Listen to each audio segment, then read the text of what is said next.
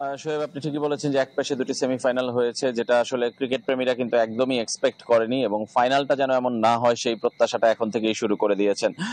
সবচেয়ে বড় কথা, এই ওয়ার্ল্ড কাপে কিন্তু একটা অনেক ধরনের হজবরল হচ্ছে। ক্রিকেট ওয়ার্ল্ড কাপ কিংবা আইসিসির ইভেন্ট মানেই তেমনটা হয়ে থাকে, এবারও কিন্তু তার ব্যতিক্রম নয়। আপনি নিজেই একটু আগে বলছিলেন যে দক্ষিণ আফ্রিকা দল ত্রিনিদাদে আটকা পড়েছিল, তারা কিন্তু শেষ পর্যন্ত বারবাডোজে আসতে পেরেছে, অর্থাৎ ফাইনালের ভেন্যু বারবাডোজে তারা পৌঁছেছে, এবং আগামীকাল আহ দুপুরে, এখানকার স্থানীয় সময় দুপুর 2টায় অনুশীলন করবে, ঐচ্ছিক অনুশীলন, কোনো ধরনের সিরিয়াস অনুশীলন নয়।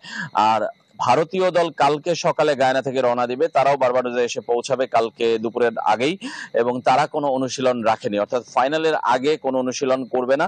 এবং প্রেস কনফারেন্স, ফাইনালের আগে যে সংবাদ সম্মেলন, সেটাও তারা গায়ানায় আজকে করে এসেছে কোচ রাহুল দ্রাবিড়, সেটা হয়তোবা কালকে প্রকাশিত হবে, যেটা ফাইনালের আগে প্রিভিউতে।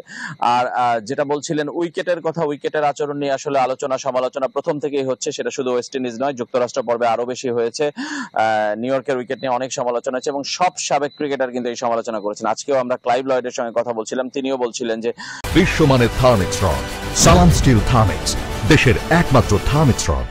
উইকেট খুব একটা এক্সপেকটেশন পূরণ করতে পারেনি, 160-70 রানের মধ্যে আটকে যাচ্ছে বেশিরভাগ ম্যাচ। আরো বেশি রান যে দেখতে চায় দর্শকরা, সেটা কিন্তু আসলে হচ্ছে না। সেই বিচারে যদি বলি যে উইকেট নিয়ে সমালোচনা আছে। আর বারবাডোজের উইকেট কথা যদি বলি, কেনসিংটন ওভাল, সেখানে কিন্তু ইতিমধ্যে 8টি ম্যাচের হওয়ার কথা ছিল, 1টি ম্যাচ পরিত্যক্ত হয়েছে, 1টি ম্যাচ টাই হয়েছে, আর বাকি যে 6টি ম্যাচের রেজাল্ট হয়েছে, খুব বড় স্কোর হয়েছে এমন কিন্তু আমরা বলতে পারছি না। আর এখানেও যে অনেক রান হবে সেটা কিন্তু গ্যারান্টি দেওয়া যাচ্ছে না। দিনের আলোয় খেলা হবে সকালবেলা, সেটা একটা পজিটিভ দিক, কিন্তু এই ওয়েস্ট ইন্ডিজের বৃষ্টি ভালোই ভাবাচ্ছে, ভোগাচ্ছে দলগুলোকে। বিশেষ করে আগের রাতে বৃষ্টি হলে সারা রাত কিন্তু পিচ ঢাকা থাকে, এবং সকালের দিকে কিন্তু ময়েশ্চার কিছুটা থাকে।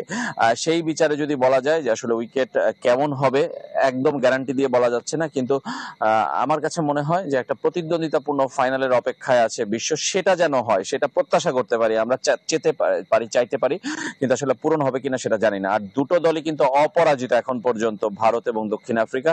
একটা অপরাজিত দল চ্যাম্পিয়ন হবে, সুতরাং যা টি-20 বিশ্বকাপের ইতিহাসে প্রথমবার ঘটবে, আর কেউ কিন্তু এর আগে অপরাজিত চ্যাম্পিয়ন হতে পারেনি। এবং এর মধ্যে দক্ষিণ আফ্রিকার শতভাগ জয়, ভারতের একটা ম্যাচ কিন্তু বৃষ্টিতে পরিত্যক্ত হয়েছিল। সব মিলে একটা দারুণ ফাইনাল দেখার অপেক্ষায় রয়েছি আমরা।